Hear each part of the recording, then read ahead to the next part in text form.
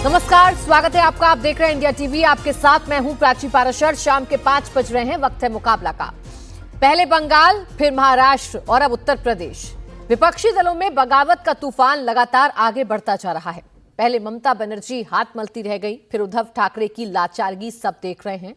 तो क्या अब अगला नंबर अखिलेश यादव का है? ये सवाल इसीलिए क्योंकि उत्तर प्रदेश में एनडीए के पार्टनर और सुभाषपा के अध्यक्ष ओपी राजभर ने बड़ा दावा कर दिया। राजभर ने कहा है कि अगला नंबर अखिलेश यादव की पार्टी का है। सांसदों की लिस्ट तैयार हो चुकी है। रामगोपाल यादव ने यह लिस्ट गृह मंत्री अमित शाह को सौंप दी है। इस लिस्ट में उन सांसदों का नाम शामिल है जो समाजवादी पार्टी के भीतर बगावत की तैयारी कर चुके हैं। ओपी राजभर बगावत की वजह भी बता रहे हैं। कह रहे हैं कि भ्रष्टाचार के कई मामलों में सपा नेताओं के नाम सामने आए हैं। कुछ मामलों में अखिलेश यादव का नाम भी शामिल है। ऐसे में समाजवादी पार्टी के सांसद खुद को बचाने के लिए बगावत करने की तैयारी कर चुके हैं। ओपी राजभर का कहना है कि इसमें कोई चौंकाने वाली बात इसलिए नहीं है क्योंकि खुद प्रधानमंत्री मोदी लोकसभा में कह चुके हैं कि कभी कभी अखिलेश यादव उनके काम आ जाते हैं। ऐसे में जब एनडीए मिशन 360 पर है, 2/3 बहुमत के आंकड़े के नजदीक पहुंच रही है, तो क्या अगला नंबर समाजवादी पार्टी की टूटने का है? एक तरफ समाजवादी पार्टी पर बड़ा संकट मंडराता दिख रहा है, तो दूसरी तरफ अखिलेश यादव खुद को संकट से निपटने के लिए पूरी तरह से न सिर्फ तैयार बता रहे हैं, बल्कि उत्तर प्रदेश में बीजेपी के ही टूट जाने का दावा ठोक रहे हैं। अखिलेश कह रहे हैं कि बीजेपी जैसे ही समाजवादी पार्टी पर हाथ डालेगी, वो बीजेपी को तोड़ देंगे। ऐसे में सवाल यह है कि क्या बंगाल और महाराष्ट्र के बाद अब यूपी में है ऑपरेशन लोटस की बारी? सवाल ये कि क्या अखिलेश को छोड़कर जाने वाले हैं उनके 25 सांसद? और सवाल ये भी कि ममता और उद्धव के बाद क्या अब अखिलेश भी खाली हाथ रह जाएंगे? आज इसी पर करेंगे मुकाबला। पहले आपको सुनवाते हैं ओपी राजभर का दावा और अखिलेश यादव का पलटवार। अभी उधर भाई महाराष्ट्र की तरफ मत ध्यान रखिए, अब यूपी का नंबर है। यूपी में क्या होगा? यहाँ भी जाएंगे भैया मेरे, आपने नहीं देखा? राम गोपाल जी एक बढ़िया चिट्ठी माननीय अमित शाह जी को थमा दिए हैं और कह दिए हैं उनसे धीरे से कि इतना लोगों का नाम है, ये लोग को बुला के अपने पास ले लीजिए, हम लोगों का जान बचाए रखिए। और नहीं तो हम तो कह रहे हैं कि राम गोपाल जी इसका खुलासा करें, उस चिट्ठी में क्या लिखे हैं। तो चिट्ठी जानने के लिए आप कह रहे हैं इस तरह के बयान? इसमें तो कोई कुछ भी कह सकता है। क्या कह सकता है वो बताओ। राम गोपाल जी काहे चिट्ठी दे लो, कतुआ कहो, कौन तकलीफ न हो? पार्टी का काम हो सकता है। कौन पार्टी आती नहीं, वो बात नहीं है। खनन प्रकरण में सीबीआई ने अखिलेश जी का भी नाम उसमें रखा है। बाहरी घूमत हुआ, गायत्री प्रजापति जेल में है वही मामले में, और गोमती रिवर फ्रंट में कोई गैर जेल में? बताओ। ये जब समय समय पर चिट्ठी देके याद कराते हैं कि आपको जरूरत है अखिलेश जी, प्रधानमंत्री जी का कल सदन में कि कभी कभी अखिलेश जी भी मदद कर देते हैं, तो अखिलेश जी मदद रामगोपाल से कराते हैं। वो चिट्ठी दिए हैं कि इतने सांसदों को आप अपने पास बुला लीजिए, ये सब आपके साथ चले जाएंगे। दाना और गाना कब तक चलेगा ये अफसाना? दाना और गाना कब तक चलेगा ऐसा अफसाना? नहीं समझ पाए तो कोई बात नहीं। मुकाबला करने के लिए समाजवादी पार्टी तैयार है। और आपको याद होगा पिछली बार भी प्रेस में ही मैंने कहा था कि अब भारतीय जनता पार्टी को मैं नहीं तोड़ूंगा, उनके विधायकों को नहीं लेंगे। भारतीय जनता पार्टी जो औरों की पार्टी तोड़ रही है, औरों के सांसद छीन रही है, यूपी में उन्हीं के विधायक तैयारी में हैं पाला बदलने के लिए। और कई ऐसे लोग हैं वो समय पे ही पत्ते खोलते हैं, उनका भरोसा ही नहीं। वो चल सन्यासी मंदिर में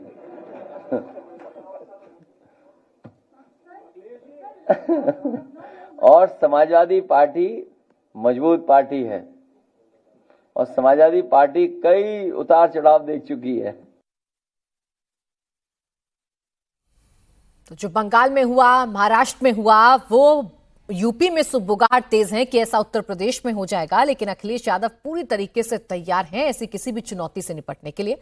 खास मेहमान हमारे साथ हैं चर्चा करने के लिए। रोहन गुप्ता, प्रवक्ता भारतीय जनता पार्टी, अनंत विजय वरिष्ठ पत्रकार के तौर पर हमारे साथ हैं, रोहित अग्रवाल प्रवक्ता आरएलडी, अनुराग भदौरिया समाजवादी पार्टी के प्रवक्ता हमारे साथ हैं और तहसीन पूनावाला राजनीतिक विश्लेषक के तौर पर हमारे साथ हैं। आप सभी का बहुत बहुत स्वागत है। रोहन गुप्ता जी, ऐसा तो नहीं कि दूसरे के घर में खेला करते करते उत्तर प्रदेश में खुद आपके घर में खेला हो जाए? सुना ना आपने अखिलेश यादव को कि आपके ना जाने कितने विधायक हैं जो उनके संपर्क में हैं, पाला बदलना चाहते हैं। वो तो बड़प्पन है अखिलेश यादव जी का कि किसी को ले नहीं रहे हैं। देखिए, यही प्रॉब्लम है। विपक्ष के बोले चित भी मेरी पट भी मेरी। अगर वो कुछ करे तो खेला मतलब स्ट्रेटेजिक, अगर हम कुछ करें तो बोले ये तो लोकतंत्र की हत्या है। तो दोहरा मापदंड नहीं हो सकता। मैं आपको एग्जांपल दे दूं, क्योंकि भाजपा को इस सब में क्यों इंटरेस्ट नहीं, उसका मैं आपको एक एग्जांपल दूं। अब महाराष्ट्र का एग्जांपल ये दिया जाता है हमेशा, ये लोकतंत्र की दुहाई देते, देखिए भाजपा ने 2 टुकड़े कर दिए। टुकड़े हमने नहीं किए, टुकड़े आपने किए क्योंकि आप अपनी विचारधारा से बुरी तरीके से मुखर हो गए। क्या उद्धव बाला साहब ठाकरे की विचारधारा पे चले? मुझे बताइए। 370 की बात हो, वक्फ बोर्ड अमेंडमेंट बिल का विरोध करने की बात अगर उद्धव ठाकरे की पार्टी करेगी, और आप क्या ये महसूस करेंगे कि जनता उनके साथ रहेगी? आज भी उनका कोर वोटर क्या था, कोर आइडियोलॉजी क्या थी, कोर विचारधारा क्या थी? जब पूरी की पूरी पार्टी को कोर विचारधारा से हटा के आप अपने सत्ता की लालच के लिए पूरी पार्टी को उसके अंदर झोंक देंगे और जिम्मेदार किसी और को ठहराएंगे, कभी तो आत्ममंथन करिए। वही चीज ममता बनर्जी के साथ हुआ। तो आप आत्ममंथन करने का मौका कहां देते हैं रोहन गुप्ता जी? एक बार पार्टी टूटी, आत्ममंथन कर ही रहे थे कि आपने दूसरी बार वार कर दिया। आत्ममंथन करने का मौका तो दे और छोड़े तो सही उनके साथ किसी को। अब अकेले थोड़ी ना आत्ममंथन होगा।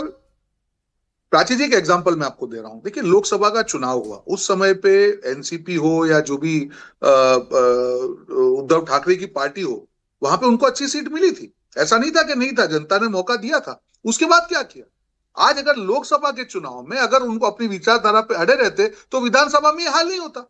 लोकसभा में अगर उनकी अच्छी सीट आई तो उन्होंने कहा कि सत्यमेव जयते, और विधानसभा में कम सीटें आई है तो वापस भाजपा के ऊपर आ गए। तो दोहरा मापदंड क्यों प्राची जी? आप तो जनता की अदालत में, जनता की कोर्ट में, आप अपने मुद्दे पे जाइए, वोट लीजिए और राजनीति करिए। लेकिन रोहन गुप्ता जी, जनता की अदालत में जिस चुनाव चिन्ह पर जीत कर आते हैं, उस चुनाव चिन्ह से फिर दूसरी चुनाव चिन्ह पर इंटरेस्ट आ जाता है। सवाल ये है, जनता की अदालत में गए तभी तो चुनकर आए ना सांसद। उसमें भाजपा और अखिलेश यादव जी की तो 37 सांसद हैं, उनके लिए दावा करेंगे अगर आपके साथी, तो सवाल खड़े होंगे कि नहीं होंगे? ठाकरे का, प्राची जी मैं आपको बता रहा हूं, बाला साहब ठाकरे जब तक जीवित रहे उन्होंने कभी भी सीएम बनने का ख्वाब नहीं देखा। उनका एक बेसिक प्रिंसिपल था।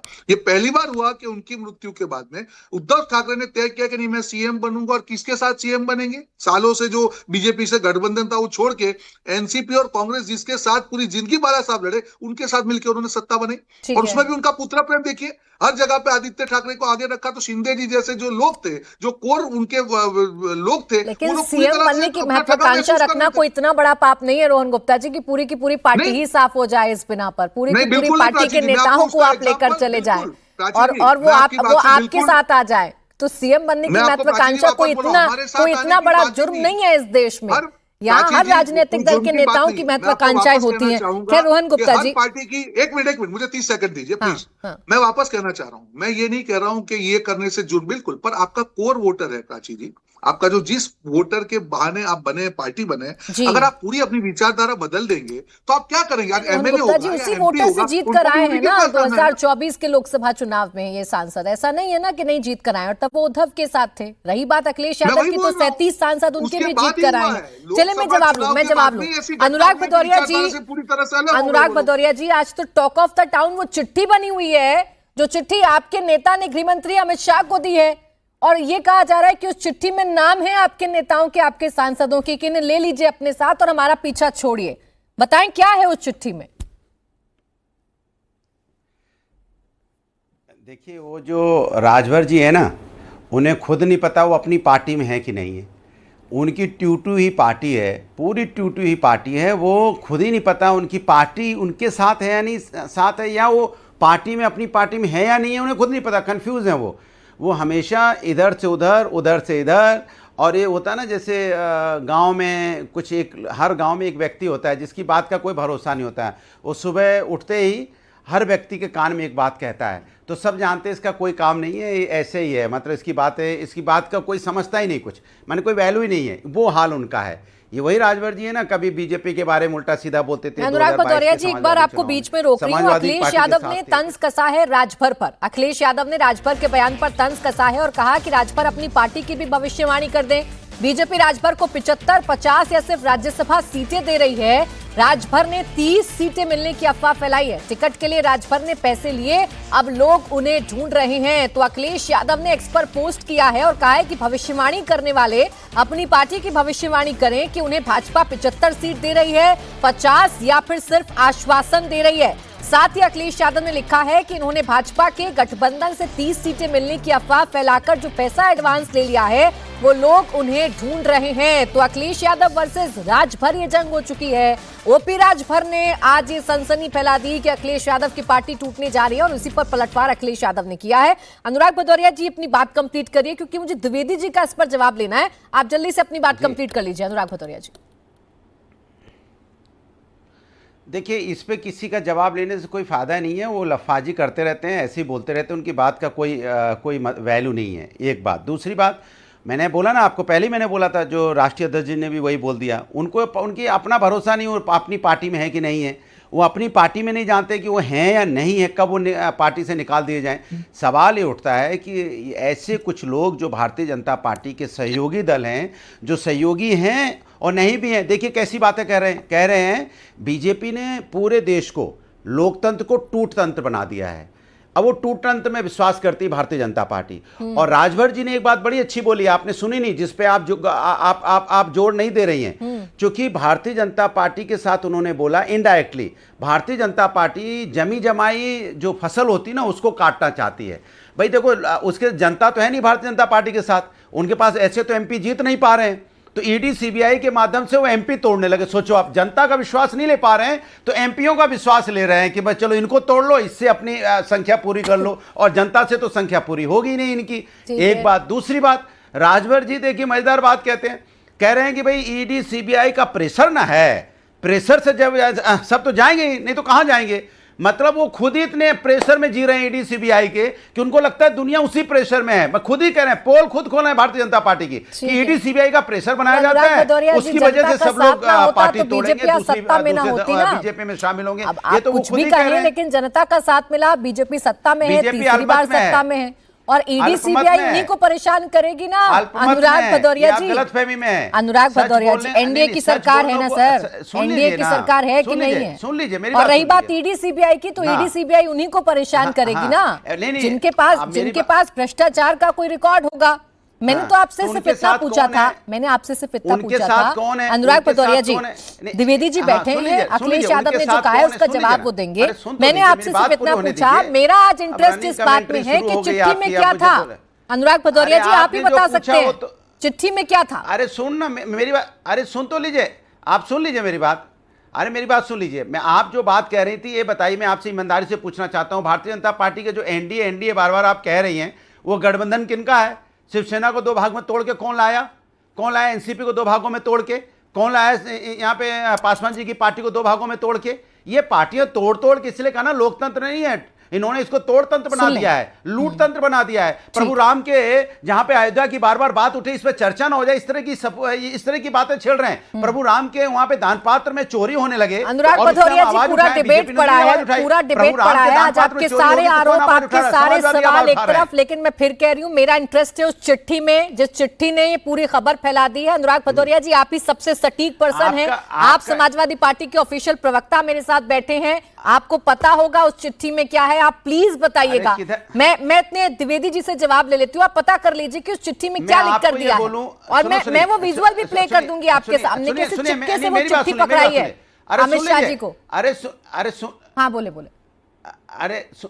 अरे मेरी बात सुन लीजिए, मेरी बात सुन लीजिए। इस तरह की जो लफाजी होती है ना, ये टीवी डिबेट में शोभा नहीं देती है कि मतलब कोई भी कुछ कह दे मुंह उठा के और हम लोग यहाँ डिबेट करने बैठ जाएं। लेकिन दान पात्र में चोरी हो गई है प्रभु राम के मंदिर में, वहां पे आप चर्चा करने को तैयार नहीं। दान पात्र पर भी चर्चा की है, दान पात्र पर भी चर्चा घर में कैसे चोरी हो गई, लेकिन दिक्कत ये है नहीं की है आपने, एक आज ऐसी छुटपुट कर दी, इतनी जोर से कीजिए ना। उस वक्त आप देखते नहीं है। उसको पूछ ऐसा रहे हैं। क्या है उस चिट्ठी में जिसे छिपा रहे हैं अनुराग भदौरिया जी? आपने ऐसा आज क्या तक है ज्वाइन उस कर चिट्ठी लिया है, में अब आप जिसे प्रूफ छिपा कीजिए रहे आपने आज तक हैं, ज्वाइन नहीं किया है। जिसका एक बार भी नाम आपने तो आज आप तक नहीं ले ज्वाइन पा किया रहे है हैं। ना, आवाज हमने डाउन सुना है कि करें। आप अब आज द्विवेदी तक- जी, आपका अपना पता है नहीं, अखिलेश यादव जी कह रहे हैं आपको भारतीय जनता पार्टी अपने साथ में बैठा रही है, कितनी सीटें दे रही है ये तो आपको पता नहीं है। आप चलें अखिलेश यादव जी की पार्टी पर भविष्यवाणी करने।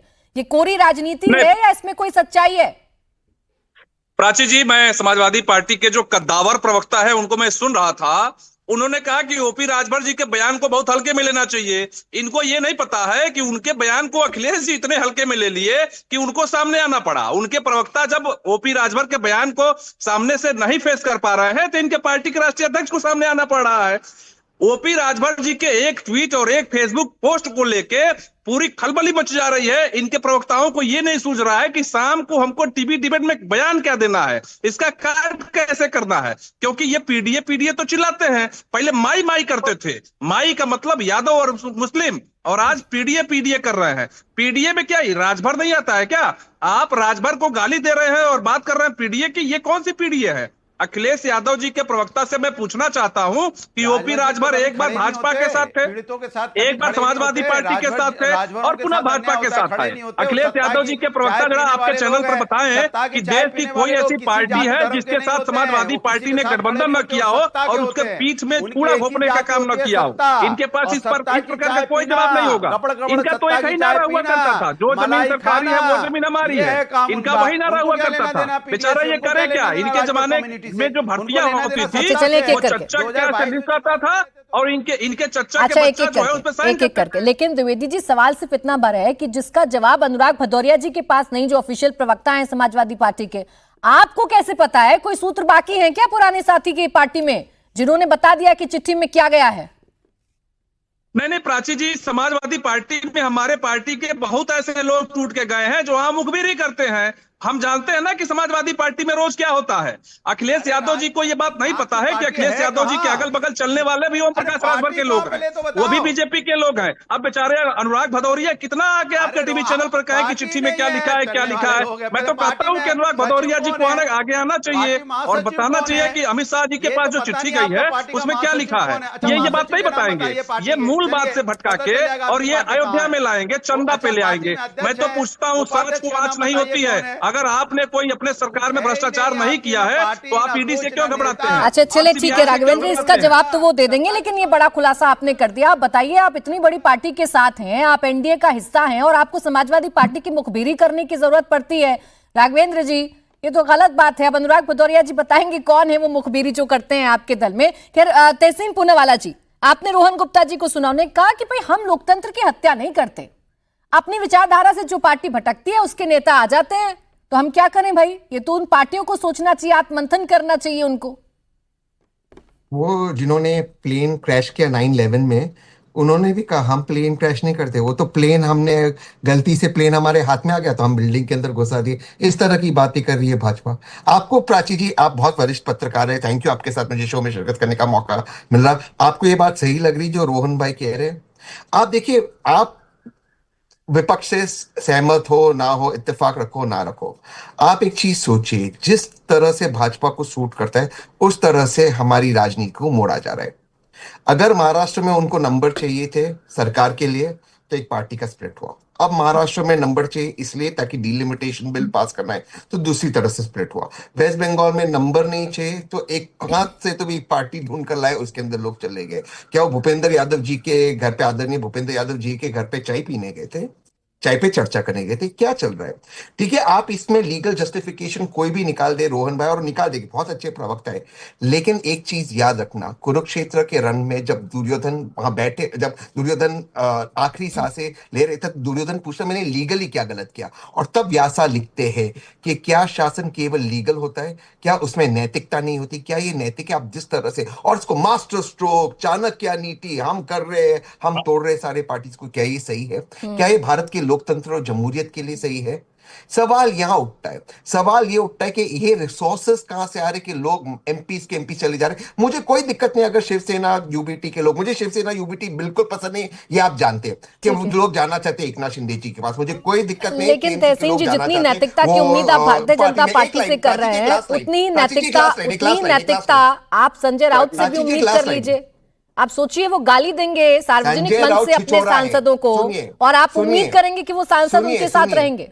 एक मिनट प्राची जी, संजय राउत एक नंबर का छिचोरा है, मैं बिल्कुल आपके शोभे, इसके छिचोरेपन की वजह से लोग आगे चले गए। लेकिन प्राची जी, अगर ये एमपी जाना चाहते हैं, रिजाइन करें और वो एकनाथ जी के सिंबल पर जीत कराए, प्लीज रिजाइन करें। जो लोग जाना चाहते हैं, जिनके दिल में काबा, आंखों में मदीना, उनका छूटा है पसीना, वो जाए, कोई दिक्कत नहीं, जाए वो पार्टी के अंदर, मणिपुर वाली पार्टी में, जहां मेघालय वाली पार्टी में, लेकिन रिजाइन करते अपने सिंबल पर जीत कराए। ये क्या बात हुई? इस संजय राउत छिचोरा है, रोहित पवार छिचोरा है, मैं पूरी तरह से मानता हूं। इसका क्या मतलब आप तोड़ दोगे? रोहन जी भाई, आप कितना भी मना करें, लेकिन जो महाराष्ट्र में हो रहा है उसके पीछे आप हैं, ये अनुराग भदौरिया जी ने भी कहा और ये तहसीन जी ने भी कहा। प्राची जी, हमको रहने की जरूरत इसीलिए नहीं है क्योंकि जिस प्रकार से हमारी वहां पे इतनी बड़े बहुमत से राज्य सरकार आई, हमको क्या जरूरत है? और अभी उन्होंने ही कहा, अगर तहसीन भाई जो इनके लिए खड़े रहते, वो अगर उनको छिछोरा कह सकते हैं, तो आप सोचिए कि उनके जो एमपी एमएलए पे क्या बीती होगी। आज भी जो लोग सब शिंदे जी छोड़ के गए थे, तब जो लोग बयान करते हैं कि जिस प्रकार से आदित्य का पुत्र प्रेम उनके ऊपर हावी था, मिलने को तैयार नहीं थे 2-2 साल तक उद्धव ठाकरे उनको, और संजय राउत जैसे लोग जो सत्ता के लालचू लोग वो पार्टी चलाएंगे, आप कोई भी स्वाभिमानी आदमी से क्या अपेक्षा रखेंगे? वो भी जाने दीजिए। उसके बाद लोकसभा में उनको मौका मिला, क्या किया? जब चुनाव आए विधानसभा के, तब उनको सीएम कैंडिडेट तक कांग्रेस ने डिक्लेयर नहीं किया था, और आज जो उसका ठीकरा यहाँ पे फोड़ रहे हैं। जो लोग भी जो जनता के बीच में चुन के जाते हैं प्राची जी, उनको जनता के पास वापस जाके अपना मुंह दिखाना होता है। कौन से मुंह से उनके सांसद जनता के पास जाके कहेंगे कि वक्त अमेंडमेंट बिल का विरोध किया उद्धव ठाकरे ने? कौन से मुंह से जाके कहेंगे कि 370 का विरोध किया? कौन से विरोध से जाके कहेंगे ट्रिपल तलाक का विरोध किया? क्या आप ये सोच सकते हैं कि बाला साहब ठाकरे के पुत्र की पार्टी ऐसे मुद्दे पे विरोध कर सकती है? कौन से, वो भी चुने हुए प्रतिनिधि है, कोई भी आदमी ऐसे ही नहीं जाता है। कोई डर नहीं होता है, कोई लालच नहीं होती। मोहन जी, लेकिन आपको राज्य में जरूरत हो ना हो, आपको दिल्ली में तो जरूरत है ना। विपक्ष को आपका मिशन 360 दिख रहा है। बिल्कुल वापस देखिए प्राची जी, वापस मैं बोल रहा हूं कि अगर कोई पार्टी, कोई आदमी या एमपी एमएलए छोड़ के जाते हैं, उसमें आत्ममंथन की जरूरत होगी कि उनको भी मालूम है कि उनको भी जनता के पास वापस जाना है, जनता से वोट लेना है, तो उनके पास जवाब ये होना चाहिए। जब ये सारी पार्टी अपनी मूल विचारधारा से विमुख होकर पुत्र प्रेम, परिवारवाद में जितनी भी पार्टियां खत्म हुई है प्राची जी, बहुत छोटा रेस्पॉन्स करिएगा तहसीन जी, फिर अनंत जी और रोहित जी। आखिरी चीज 30 सेकंड, ओनली 30 सेकंड्स। वापस अभी इन्होंने कहा कि लोकतंत्र की दुहाई दी, उनको मैं याद दिला दूं, जो अभी उन्होंने कौरव पांडव की बात कर दी है, भैया 70 साल तक कौरव का राज था क्या पांडव का राज था?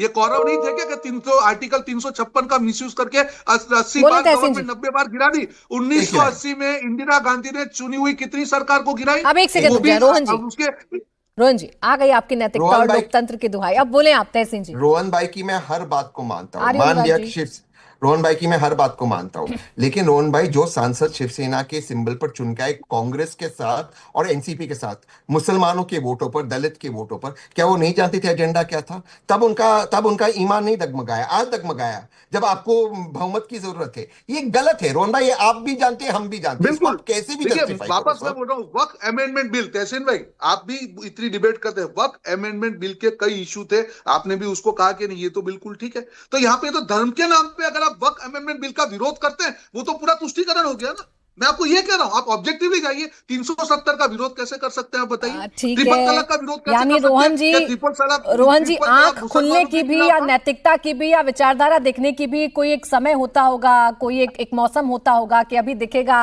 या जब चुनाव आएंगे तो उस वक्त नहीं दिखेगा। खैर अनंत विजय जी, आप मुझे सिचुएशन को पूरा समझाइए, फिर मैं रोहित जी फौरन आपके पास आ रही हूँ। क्या ये उतना ही सीधा सीधा है जितना सीधा सीधा रोहन जी बता रहे हैं कि भाई आत्ममंथन करना चाहिए, सांसद नाराज, विचारधारा खत्म हो गई, या इसके पीछे कोई और स्क्रिप्ट है, कुछ और बातें हैं, कुछ और सियासी मायने?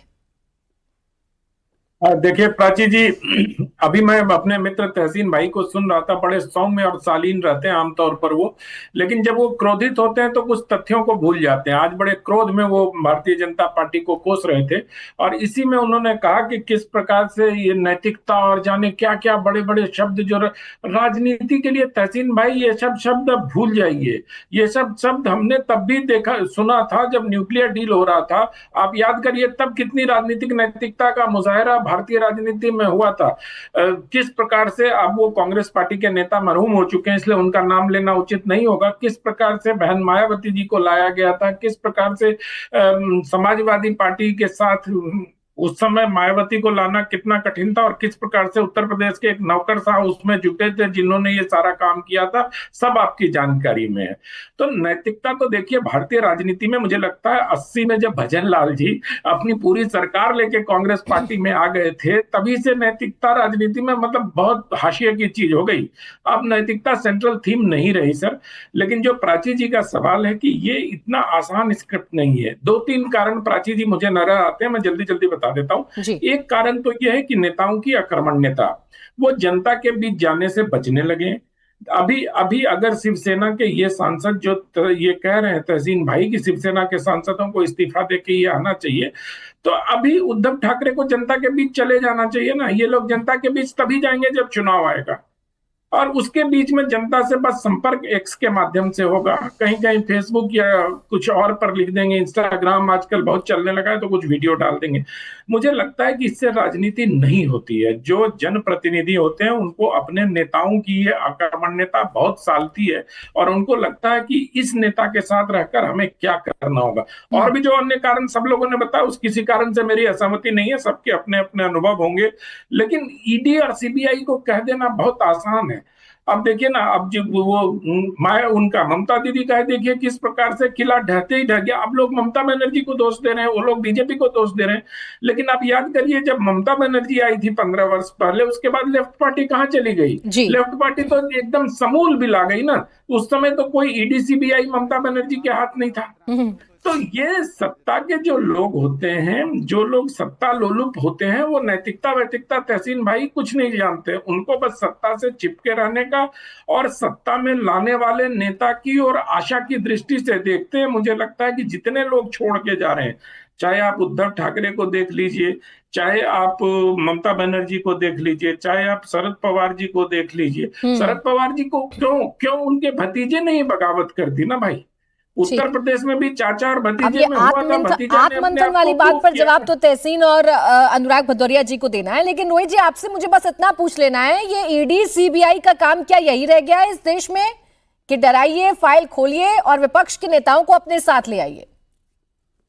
प्राची जी, कोई कहावत है, जिन लोगों ने भाषा सरकारों को तो तोड़ा, जिन लोगों के विधायक, जिन लोगों ने कैश फॉरवर्ड का काम किया, उनको लगता है शायद रोहित जी आपकी आवाज इस वक्त टूट रही है, आपकी आवाज कनेक्शन में दिक्कत है। मैं आपके पास लौटूंगी, फिर से आपके पास आऊंगी।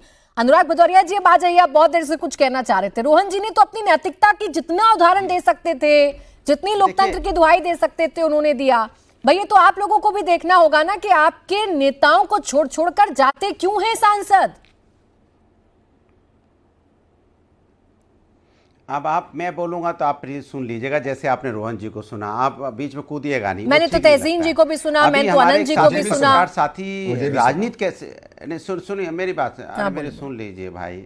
मैंने कहा अभी हमारे पत्रकार साथी दुहाई दे रहे थे कि राजनीति कैसे करनी चाहिए, लेकिन कभी अपने बारे में सोचते हैं अगर मैं बोलूं पत्रकारिता कैसे करनी चाहिए, पत्रकारिता निष्पक्ष करनी चाहिए। बीजेपी के साथ न चल के आपको विपक्ष बीजेपी सबके साथ में जो सच गलत को बोलना चाहिए, वो भी एक नैतिकता होती है, उसको भी निभाना चाहिए पत्रकारों को, जो पत्रकार नहीं निभा रहे हैं। विपक्ष पे उंगली उठाते हो, सत्ता पक्ष पे उंगली नहीं उठा पाते हो। सत्ता पक्ष को कहते हो सत्ता पक्ष बहुत अच्छा कर रहा है, विपक्ष खराब कर रहा है, तो आप अपनी पत्रकारिता को सुधारिए। ये मेरी आपको सलाह है, तो आप मानिएगा तो अच्छी बात है। और उन पत्रकारों को जो पत्रकारिता नहीं निभा पा रहे हैं। दूसरी बात, आपने प्राची जी बोला कि भाई उनके तो हर जगह जीतते जा रही है एनडीए, 240 पे सिमटी हुई है, अलमत में है, सहयोग के साथ सरकार चला रही है। जब कोई पार्टी जनता का आशीर्वाद मिला होता या प्रभु का आशीर्वाद होता तो सत्ता पूरे में आते ना। प्रभु राम का मंदिर बनाने की वो लोग मार लंबी लंबी अपनी इधर उधर बातें बना रहे थे, तो उनको तो पूरी सरकार बननी चाहिए थी, 272 मिलने चाहिए थे, नहीं मिले ना। 240 में बीजेपी सिमट गई। अब बीजेपी 240 में सिमट गई, इसीलिए वो जीते जिताए सांसद, जो सांसद जीत के आए हैं, अलग अलग पार्टियों से जीत के आए हैं, अलग अलग विचारधाराओं से जीत के आए हैं। जनता ने जिनको अगर शिवसेना को चुना था तो शिवसेना, उद्धव ठाकरे को चुना था तो उस विचारधारा को वोट किया था। अगर टीएमसी के सांसदों को चुना था तो वहां पे ममता जी की विचारधारा को वोट किया था। तो जिन विचारधाराओं के सांसद टूट रहे हैं, इसके मतलब जनता के साथ धोखा हो रहा है, और भारतीय जनता पार्टी जनता के साथ धोखा कर रही है, लोकतंत्र खत्म कर रही है, लोकतंत्र को लूटतंत्र में बदलना चाहती है। अगर हिम्मत है तो उनको रिजाइन करवाइए, जनता से चुनाव लड़वाइए, फिर जीत के लाइए, तब तो पता चलेगा कि भारतीय जनता पार्टी नहीं सत्य की बात कर रही है, सही बात कर रही है। आप एमपी तोड़ रहे हो, इसके मतलब जीते जिताए एमपीओ को आप अपने साथ ले रहे हो, जनता का आपके साथ नहीं है। बिल्कुल अनुराग भदौरिया जी, और जो लेक्चर आप नैतिकता का पत्रकारों को दे रहे थे, प्रभु वो लेक्चर थोड़ा सा अपने नेताओं को दे दे तो आप लोगों की पार्टियां बच जाएंगी, आप लोगों की पार्टियां बच जाएंगी। आपकी पार्टियां टूटती हैं आपके नेताओं से असहमति होने के कारण, आपके नेताओं की असहमति होने के कारण आप लोगों की पार्टियां टूटती हैं। जब संजय राउत जैसे नेता खुले मंच से आपके चुने हुए सांसदों को गाली देते हैं तो पार्टियां टूटती हैं अनुराग भदौरिया जी। तो ये नैतिकता सिखाइएगा संजय राउत को, और नैतिकता सिखाइएगा अपने नेताओं को। यहाँ आकर नैतिकता का ज्ञान ना बांटिएगा अनुराग भदौरिया जी। अब रुके, आवाज अगर आपकी ठीक है रोहित अग्रवाल जी तो जवाब दे दो, फिर आ रही हो रोहन जी, आ रही हो फिर अनंत जी, दोनों के पास। आप भी तो सत्ता के आवाज डाउन रखें, कहीं ना कहीं है, आवाज डाउन रखें, सत्ता के लालच में बोले रोहित जी, तो फिर आप जनता उनकी, मुझे 10 सेकंड दे दीजिएगा बस, मैं फिर आ रही हो अनंत जी। अच्छा ठीक है रोहित जी आपकी आवाज। यहाँ पे बिलबिला रहे हैं जी जी, आज वो वहाँ पे दुखी हो रहे हैं कि साहब ये क्या हो रहा है। आपको ये देखना चाहिए ना, ये तो मनन आपको करना चाहिए, आपकी पार्टी क्यों टूट रही है। भाई समाजवादी पार्टी के अभी पिछले 2 साल पहले विधायक टूटे थे ना, तो क्यों टूटे थे आपके विधायक, आपको ये देखना चाहिए ना। ये मनन तो आपको करना है कि हमारे विधायक क्यों टूट के गए। भाई जब आप 5 यादवों को वो टिकट दोगे और 5 के 5 परिवार के लोगों को वोट टिकट दे दोगे, तो ऐसी स्थिति में लोग टूटेंगे नहीं तो और क्या करेंगे आपकी पार्टी। तो आपको ये देखना पड़ेगा ना कि हमने क्या किया है। आप देखिए आज माननीय जयंत चौधरी जी मथुरा के अंदर रैली कर रहे हैं, हम सत्ता के साथ हैं, उसके बाद भी हम जनता के बीच में जा रहे हैं ना। माननीय जयंत चौधरी जी अभी मेरठ के अंदर रैली करके आए हैं, मुरादाबाद के अंदर रैली करके आए हैं। आप कहाँ रैली कर रहे हैं महाराज, आप कहाँ हैं। आप सिर्फ टीवी चैनल पे बैठ के और यहाँ पे बड़ी बड़ी बातें कर देने से हो जाएगा क्या। पीडीए का नारा देते हो, पीडीए का ही अखबार के बैठ जाते हो। वे अनुराग भदौरिया बता देना पीडीए से आते हैं क्या। जब पीडीए से आप नहीं आते हो तो पीडीए का हक क्यों मार रहे हो। पीडीए के प्रवक्ता को भेजा करो ना चैनल पे, तब आप क्यों आ जाते हो। तो स्थितियां साफ है ना कि पीडीए का हक भी मारोगे और पीडीए का नारा देके वोट लेने की कोशिश करोगे और यहाँ पे दूसरे के ऊपर आरोप लगाओगे। तो ओम प्रकाश राजभर जी कहीं ना कहीं कैबिनेट मिनिस्टर हैं और उनको कुछ जानकारी होगी तभी उन्होंने कहा है। ये तो समाजवादी पार्टी को अपने घर के अंदर देखना चाहिए ना कि भैया हमारा घर ठीक है कि नहीं है। आप दूसरे के घर को भगालने चल दिए। भाई आपको ये जवाब तो देना पड़ेगा। आप कह रहे हैं सरकार अल्पमत में है तो जनता का आशीर्वाद नहीं मिला, प्रभु का आशीर्वाद नहीं मिला। अरे प्रभु आप तो आपको कैसे मिल गया जनता का आशीर्वाद, आपको कैसे मिल गया प्रभु का आशीर्वाद। आप तो विपक्ष में है ना भाई, वो 240 सीट लेके आए हैं, आपकी 36 सीटें हैं। तो आपको ये खुद समझना चाहिए जो आप बोल रहे हो वो तो आप ही के अगेंस्ट में जा रहा है। आपको जनता का आशीर्वाद नहीं मिला, आपको प्रभु का आशीर्वाद नहीं मिला। तो ये इस तरीके के नैरेटिव जब आप सेट करने की कोशिश करते हो, जब ये मिलते हैं ना अनुराग भदौरिया लगते जी, जिनको मिला है, जिनको जनता का आशीर्वाद मिला है और जिस पार्टी की वजह से मिला है रोहित जी, वो सांसद भी जब छोड़ छोड़ के जाएंगे और एक जगह हो तो ठीक लगता है कि चलिए कुछ नाराजगी होगी, लेकिन हर जगह विपक्षी दलों में खराबी है और आपके दल बड़े अच्छे लगने लगते हैं अचानक से। बताएं कौन सा चश्मा पहनते हैं समय समय पड़ने का उनके लिए। नहीं प्राची जी, उनके लिए किसी ने इनविटेशन कार्ड छपवा के भेजा है क्या कि भाई साहब आप आ जाओ। भाई इन्होंने कुछ तो किया होगा ना। नहीं ऐसी चिट्ठियां ही जाती होंगी जैसी चिट्ठी रामगोपाल यादव ने गृह मंत्री अमित शाह को दी है। अभी ओपी राजभर कह रहे हैं कि नाम ले दूंगा अगर घोटाले वालों का तो सबके काले चिट्ठे सामने आ जाएंगे। तो एक डर है ना ईडी सीबीआई का। नहीं प्राची जी, एक बार रामगोपाल जी ने मुख्यमंत्री को भी रात में चिट्ठी दी थी चुपचाप, मीडिया में चिट्ठी रिलीज हो गई थी, आपको याद होगा। मुख्यमंत्री जी को भी दी थी योगी आदित्यनाथ जी को रामगोपाल जी ने, किसी को बचाने के लिए चिट्ठी दी थी। वो मीडिया में पूरी तरीके से चिट्ठी रिलीज होकर छपी थी कि रामगोपाल जी ने क्या जाके कहा था मुख्यमंत्री जी से। फिर देखिए अनंत विजय जी, रोहन गुप्ता जी दोनों को बोलना है बस। अनुराग भदौरिया जी, वैसे तो उम्मीद करना बेकार आपसे कि आप 10 सेकंड 20 सेकंड में कुछ बोल पाएंगे, लेकिन फिर भी चिट्ठी के बारे में बताना है सिर्फ। ये चिट्ठी बड़ा राज का विषय बना हुआ है, बता दें चिट्ठी क्या थी। ये भारतीय जनता पार्टी सिर्फ मुद्दों को डाइवर्ट करना चाहती है। वहां पे दान पत्र में चोरी हुई है, उससे मुंह छुपा रही है। उस पे एसआईटी की जांच बैठी है, लोगों का नाम सामने आना चाहिए। तो चिट्ठी अरे पहले एक राम नया मंदिर के सफूका दर्शन लेके तो आ गए, कराओ। अब उस पे हम सब बैठ के चर्चा कर रहे रामलला हैं। के प्रभु के सामने यहाँ पे आगे वहाँ बढ़ो चोरी हो रही है, भैया। हमारी वो चिंता का विषय है। ये झूठे एक माहौल बनाना चाहते हैं, समाज के अंदर में मुद्दा डाइवर्ट करना चाहते हैं। एक वो आदमी जिस आदमी का कोई बात की वैल्यू नहीं है, राजभर की क्या बात की वैल्यू है, वो एक सगुफा छोड़ दिया उसने, उस सगुफे पे हम सब चर्चा कर रहे हैं। कमाल की बात है भाई इस देश के अंदर में। हम बार बार कह रहे हैं कि प्रभु राम के मंदिर के दान पात्र में जिस तरह की गड़बड़ी देखने को मिली है, सनातनी होने के नाते मुझे इस बात की चिंता है और हम आवाज उठा रहे हैं। और उसकी एसआईटी जांच हो रही है, जनता के सामने बात आनी चाहिए। कैसे अब रोहित अग्रवाल जी रुक जाए और अनुराग भदौरिया जी आप भी रुक जाए। भाई मैंने तो पहले ही कहा था कि वैसे बेकार है आपसे उम्मीद करना, लेकिन फिर भी मैंने एक आखिरी कोशिश की थी अनुराग भदौरिया जी, और कुछ तो राज है उस चिट्ठी में कि उस चिट्ठी का जिक्र अनुराग भदौरिया जी नहीं कर रहे हैं। सनातनी होने की बात कर रहे हैं, राम मंदिर की बात कर रहे हैं, बस चिट्ठी की बात नहीं कर पा रहे हैं अनुराग भदौरिया जी। रोहन गुप्ता जी, अरे कोई चिट्ठी होगी तो डाइवर्ट कर रहे हैं क्या आप लोग मुद्दों को? कोई बात है नहीं कि चिट्ठी की आपने बात, डिबेट में आधे घंटे में सबको अपना समय दिया। अनुराग जी प्लीज सुनिए जरा, आपने सबको समय दिया, मुझे भी सवाल पूछे, तहसील भाई को भी, सबने अपने जवाब दिए। जैसे ही आपने सपा प्रवक्ता को काउंटर क्वेश्चन किया, आपके ऊपर सवाल उठाना चालू कर दिया। अरे आप अपने मुद्दे में दम रखिए ना, आप क्यों आपको सामने अटैक करना पड़ता है, क्यों आपको मुद्दा बदलना पड़ता है? क्योंकि आपके मुद्दे में नैरेटिव में दम नहीं है। अभी इन्होंने आप जैसे चिट्ठी की बात करें, अभी हमने पश्चिम बंगाल में अनुराग जी एक भतीजे की नाराजगी का नतीजा देखा है, उसके ऊपर जो पार्टी की नाराजगी थी। आपके वहां भी मेरा ध्यान रखिएगा, सपा में भी, कि भतीजे की नाराजगी का खामियाजा पार्टी को ना भुगतना पड़े, क्योंकि यहाँ पे बैठ के बोलने से कुछ नहीं होगा। आप जो चीजों को इग्नोर करते हैं, जो धरातल के कार्यकर्ता, आप भी धरातल के कार्यकर्ता है, आपको भी शायद इग्नोर किया जाता होगा। भाई टीएमसी के नेता जाके मीटिंग करेंगे भूपेंद्र यादव जी के घर में, बीजेपी घर में या मीटिंग करेंगे जाके, इतनी नाराजगी थी और आपके खिलाफ इतनी बात उन्होंने बोली थी, तो आपके नेता की मीटिंग क्यों होगी? और आप ऐसी पार्टी ज्वाइन करवाओगे जिसमें 75 रुपए वाली पार्टी मिलते हैं। एनसीपीआई कौन सी पार्टी है वो जिसमें मात्र अनुराग भदौरिया जी अनुराग भदौरिया जी मैं तो कभी इनके बीच में नहीं यहाँ प्रश्न ये है रोहन गुप्ता जी, विपक्ष को इसलिए शक होता है कि जब टूटने लगता है ना सांसद या किसी और पार्टी से नाराजगी हो जाती है सांसदों की, तो उनको मिलता आप ही का घर है अपना दुख मिटाने के लिए। दिक्कत ये है बस, दुख मिटाने की नहीं है। ऐसा क्या है आप लोगों के नेताओं के घर में कि दुख मिटाने के लिए विपक्षी दलों के नेता आपके यहाँ आते हैं? देखिए प्राची जी, नैरेटिव की जो क्लैरिटी होती है, मैं आपको बहुत ये दिल से बात कर रहा हूं, क्योंकि पश्चिम बंगाल में मैं 5 महीने रहा, हर चुनावी जहां राज्य होता है वहां पे मैं समय से रहता हूं।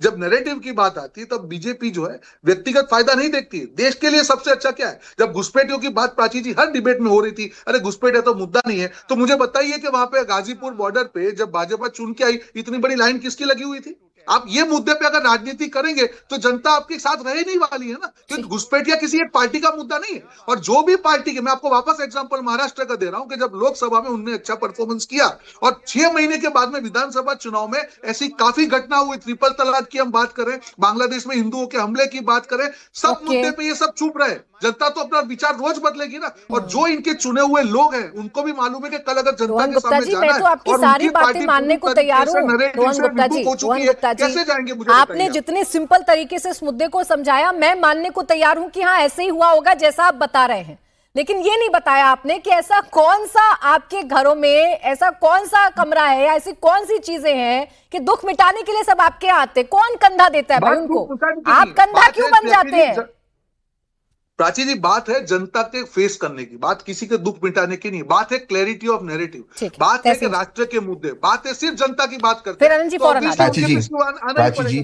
बोले प्राची जी 2024 में जो शिवसेना के सांसद चुनकर आए, यहाँ के शिवसेना की बात हो रही है, उसके पहले 370 हट गया था, भव्य राम मंदिर का निर्माण हो चुका था, सारी जो चीजें रोहन भाई ने बोली, वक्फ बिल, वो सब कुछ हो चुका था। उसके बावजूद वो कांग्रेस के मुसलमान, बट उसकी बातचीत चल रही थी, खैर कोई बात नहीं, उसके बावजूद वो कांग्रेस के जी कोई बात नहीं, मैं 10 सेकंड कांग्रेस के मैं आपको करेक्ट कर दूं, मैं आपको करेक्ट कर दूं। वो 2024 के बाद की जो बात है, जब लोकसभा के चुनाव हो गए उसके बाद में उद्धव ठाकरे ने ओपनली वक्फ अमेंडमेंट बिल का विरोध किया। ये मैं आपको बता रहा हूँ, this was between Lok Sabha and Vidhan Sabha. लेकिन मान लीजिए तहसील जी सब कुछ वक्फ की वजह से हुआ, मान लीजिए, एक मिनट, सब कुछ वक्त की वजह से हुआ सब है। वक्फ की वजह से। तो 2024 वाली बात उनको 2026 में जब आदरणीय गृह मंत्री जी को नंबर चाहिए तब उनको याद आया और अचानक से उनको दुख हुआ। ठीक है, ये बात भी मान लेते हैं। अब अनंत विजय जी ने एक बहुत अच्छी बात की, उन्होंने बताया कि इंदिरा जी, राजीव जी, सब कांग्रेस ने क्या गलत की। मैं बिल्कुल आपसे इत्तेफाक करता हूँ सर, बिल्कुल इत्तेफाक करता हूँ। तो आदरणीय नरेंद्र मोदी जी भी 2014 में दैनिक को कह देते ना, आपको इंटरव्यू में कह देते कि मैं वही करूंगा जो इंदिरा जी, राजीव जी और कांग्रेस ने किया था, मैं नया भारत की रचना नहीं करूंगा। वो कह देते ना, तब तो उन्होंने कहा कि मैं नया भारत करूंगा। आप ही को इंटरव्यू में कहा मैं नया भारत बनाऊंगा, कह देते नया भारत तो ऐसे पुराना। और लास्ट चीज, प्रॉब्लम यह है कि हमारी विपक्ष में क्योंकि संजय राउत जी जैसे लोग हैं, ऐसे लोग हैं जो मीडिया पे अटैक करते हैं, उनको समझ में नहीं आता क्या करना है। जिस तरह का शब्दों का आज प्रयोग हुआ है, जो थोड़ा बहुत रास्ता बचा था वापस आने का, वो भी संजय राउत ने बंद कर दिया। मेरी एक थियरी, इससे मैं खत्म करता हूं, मुझे लगता है आनंद जी, ये सच है, मुझे लगता है आनंद संजय राउत जी सच में बीजेपी के एजेंट है। मुझे लगता है बीजेपी ने 9 एमपीज को अभी तो खुलासा किया था द्विवेदी जी ने लग रहा है कि इनके मुखबिर समाजवादी पार्टी में होते हैं, तो कुछ बीजेपी वाले भी होंगे जो इधर उधर कहीं होंगे बीजेपी के धुरंधर। आनंद विजय जी, आनंद विजय जी, सबकी बातें आपने सुन ली सर, अब समझाइए मुझे क्या समझ में आया। मैंने सबकी बातें सुनी और तहसीन भाई ने, वही मैं कहता हूँ ना तहसीन जी, जब आप क्रोध में होते हैं तो गड़बड़ाने लगते हैं थोड़ा। और क्या ये क्रोध कहीं ऐसा तो नहीं कांग्रेस भी संकट में हो, तो क्यों पता नहीं मुझे। जिस प्रकार से आप नए भारत पुराने भारत की बात प्रियंका जी लीड करेगी तो अच्छा होगा राहुल जी नहीं, प्रियंका जी तो लीड करेंगे तो वो आपके लिए भी अच्छा होगा और कांग्रेस के लिए भी अच्छा होगा। मैं तो ये मानता हूँ इस बात को। अच्छा मैं वो दूसरी बात कह रहा हूँ, मैंने इसलिए नहीं कहा कि इंदिरा जी और राजीव जी और नेहरू जी ने ये किया तो नरेंद्र मोदी जी को ये करने का लाइसेंस मिल जाता है। मैंने बिल्कुल इसलिए नहीं कहा। और आप लोग जानते हैं कि 2 गलती मिलकर एक सच को जन्म नहीं दे सकती है। तो मैं सिर्फ इतना कहता हूं कि जो लोग नरेंद्र मोदी की नैतिकता के आधार पर आलोचना करते हैं, उनको अपने इतिहास देखना चाहिए। उनको नैतिक अधिकार नहीं है ये आलोचना करने का। जैसे अभी समाजवादी के प्रवक्ता नैतिकता की बहुत बड़ी बड़ी बातें कर रहे थे, ऊंची मीनार पर खड़े होकर बांग दे रहे थे। मैं सिर्फ इतना बताइए, वो बस छोटा सा देखिएगा कितनी मिर्ची लगेगी उनको। अभी 2003 याद कर लीजिए प्राची जी, जब मायावती और भारतीय जनता पार्टी के साथ की सरकार उत्तर प्रदेश में गई थी। उसके बाद आदरणीय मुलायम सिंह जी ने सरकार बनाई थी, किसके सपोर्ट से बनाई थी, कितने विधायक डिफेक्ट हुए थे, ये सब चीज इतिहास में है। तब कोई नैतिकता नहीं थी क्योंकि 4 वर्ष तो मुख्यमंत्री उन्हीं डिफेक्टिव विधायक, मतलब डिफेक्ट करने वाले विधायकों के साथ बने रहे। तो हम करें तो रासलीला, दूसरे करें तो कैरेक्टर ढीला। इसलिए मैं कहता हूं कि इन लोगों को नैतिकता पर बोलने का अधिकार नहीं है। इसका ये मतलब नहीं है कि जो अभी राजनीतिक दलों में हड़कंप मचा हुआ या जो तोड़ फोड़ हो रही है उसको हम नैतिकता की कसौटी पर नहीं कसते, लेकिन उसको नैतिकता की कसौटी पर कसने का अधिकार हम जैसे पत्रकारों को ही है, इन जैसे राजनेताओं को नहीं, जो अवसरवादिता को अपना सबसे प्राथमिक धर्म मानते हैं। बोले भदौरिया जी, अपने समय में हो तो सब अच्छा, कोई और करे तो घर लुट गया। कमाल की पत्रकारिता है, कमाल की नहीं कमाल की पत्रकारिता है इनकी कि भारतीय जनता पार्टी गुणगान के अलावा दूसरी कोई बात नहीं। 2003 में चले गए और 2003 में जो बच्चे पैदा हुए थे ना, वो आज सुसाइड कर लिया होगा उन्होंने। नीट का पर्चा जब लीक हुआ होगा, रद्द हुआ होगा। कम से कम थोड़ा सोच के बोला करो।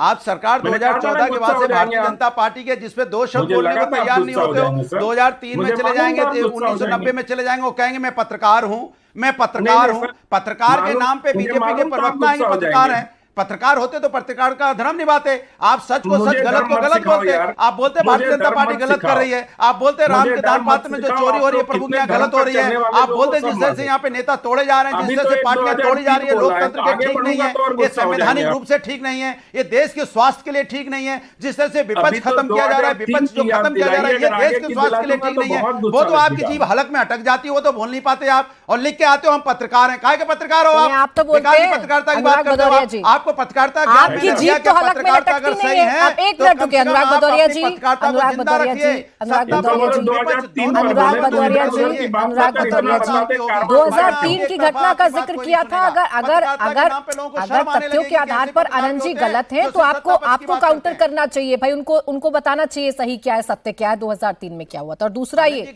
आपकी जीभ, रुक जाए सर, आपकी जीभ हलक में बिल्कुल नहीं लटकती है, ना अटकती है। आप तो खरा खरा बोलते हैं। बता दें खरा खरा, चिट्ठी में क्या था, यहाँ पार्टियां चिट्ठी में क्या था अनुराग जी? भारतीय जनता पार्टी का सपोर्ट लिया था नेताजी ने। टीडीपी को किस तरह से अनुराग जी, परेशान चिट्ठी किया में क्या कैसे था? यहाँ पे पासवान जी की पार्टी दो भागों में बटी है, इन्होंने पार्टियां दो भागों में बांटी चिट्ठी है। में क्या था? विधायक और एमपी का सपोर्ट करना अलग बात होती है, पार्टियां दो भागों में तोड़ना अलग बात है।